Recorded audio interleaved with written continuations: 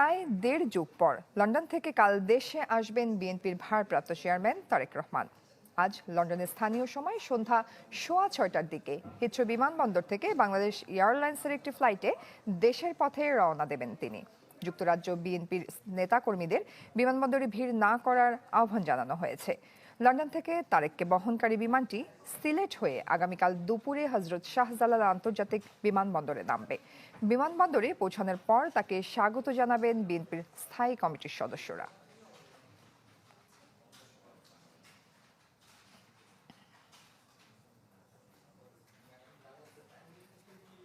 দর্শক, এই বিষয় নিয়ে আরো বিস্তারিত খবরাখবর জানাতে যুক্তরাজ্য থেকে সরাসরি আমাদের সাথে যুক্ত হচ্ছেন সহকর্মী লিপটন কুমার। চলে যাচ্ছে তার কাছে। লিপটন, এই শেষ মুহূর্তে মানে প্রস্তুতির কি খবর আছে, সবশেষ কি খবর আছে আপনার কাছে?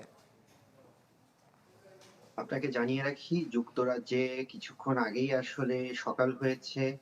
আহ, তবে আমরা কালকে রাত্রে গভীর রাত পর্যন্ত খবর নেওয়ার চেষ্টা করেছি তারেক রহমানের প্রস্তুতি। আমরা যতটুকু জানতে পেরেছিলাম, তারেক রহমানের পরিবারের যে তিনজন আসছেন সবাই সব ধরনের প্রস্তুতি সম্পন্ন করেছেন সকালেই। তারা বাকি যেটুকু প্রস্তুতি আছে সেটুকুই সম্পন্ন করবেন। ম্যাক্স, দেশের সবচেয়ে শক্তিশালী 52.5 এন গ্রেডে পিসিসি সিমেন্ট।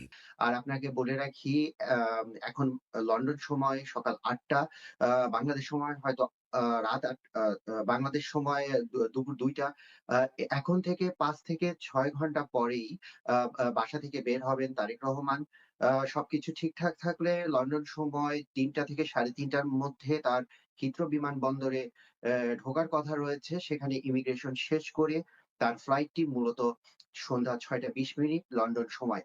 আপনাকে আরেকটি জিনিস জানিয়ে রাখি, বাংলাদেশে তারেক রহমানের প্রত্যাবর্তন দিবস হলেও লন্ডনে তিনি ১৮ বছর, দীর্ঘ প্রায় ১৮ বছর থেকে দেশে ফিরছেন।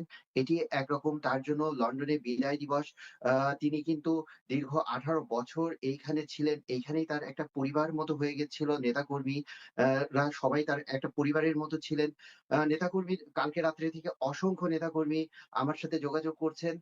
কারণ আপনি জানেন, বাংলাদেশে তারেক রহমানের কে স্বাগত জানাতে বিমানবন্দর থেকে সারা বাংলাদেশ থেকে ঢাকায় লোক আসলেও আ লন্ডনে কিন্তু বিমানবন্দরে যেতে কড়াকড়িভাবে নিষেধ করেছেন তারেক রহমান।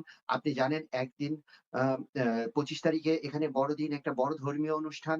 তারেক রহমান চান না তার জন্য বিমানবন্দরে একটা বড় ধরনের ভিড় হোক। অন্যান্য দেশের মানুষ বা এই দেশের মানুষ একটু অন্য ধরনের ফিল করুক। তিনি কিন্তু গত ১৬ই ডিসেম্বর যে ভাষণ দিয়েছেন সেখানে স্পষ্ট করে দিয়েছেন কোন নেতাকর্মী যেন তাকে বিদায় দিতে বিমানবন্দরে না যান। এমনকি আমি কালকে রাত্রেও